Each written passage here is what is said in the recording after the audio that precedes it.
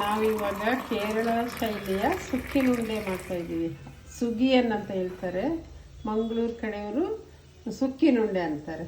ಅದನ್ನು ಚೆನ್ನಾಗಿ ಬೇಯಿಸ್ಕೊಬೇಕು. ತುಂಬ ಮೆತ್ತಗೆ ಆಗಬಾರ್ದು, ಸಾಧಾರಣವಾಗಿ ಬೇಯಿಸ್ಕೊಬೇಕು. ಇವಾಗ ಹೆಸರು ಕಾಳನ್ನು ಬೆಂದಿದೆ. ಇವಾಗ ಚೂರು ಬೆಲ್ಲ ಕಾಯಿಸ್ಕೊಬೇಕು. ಬೆಲ್ಲ ತಗೊಂಡಿದ್ದೀನಿ. ನಿಮಗೆ ಬೇಕಾದರೆ ಇನ್ನೊಂದು ಹಾಕ್ಬೋದು, ಎರಡು ಸ್ವೀಟ್ ಜಾಸ್ತಿ ಬೇಕಂದರೆ. ಕೆಜಿಗಿಂತ ಸ್ವಲ್ಪ ಕಡಿಮೆ ತಗೊಂಡಿದ್ದೀನಿ. ಹಿಟ್ಟು ಸ್ವಲ್ಪ ದೋಸೆ ಹಿಟ್ಟಿನ ಅದಕ್ಕೆ ಕಲಿಸ್ಕೊಬೇಕು. ಅದಕ್ಕಿಂತ ಸ್ವಲ್ಪ ಕಮ್ಮಿ ಆದರೂ ಪರವಾಗಿಲ್ಲ. ತೋರಿಸ್ತೀನಿ.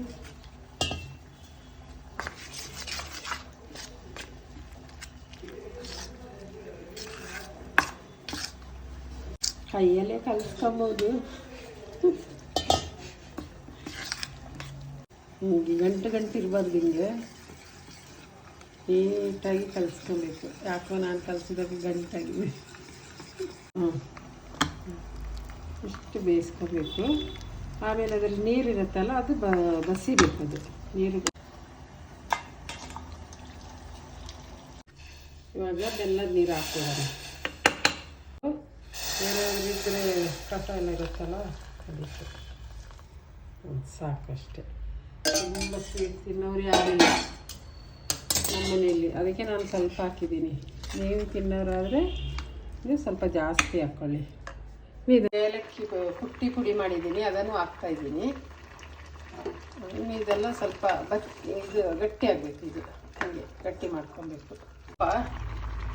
ತುರಿದು ತೆಂಗಿನಕಾಯಿ ಹಾಕೋಣ. ಹೀಗೆ ಒಂದು ಸ್ವಲ್ಪ ಉಪ್ಪು ಹಾಕಬೇಕು.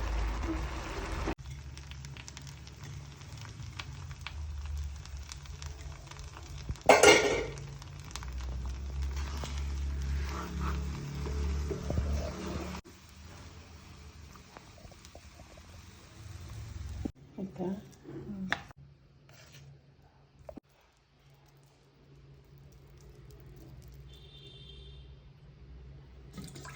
ಇಲ್ಲ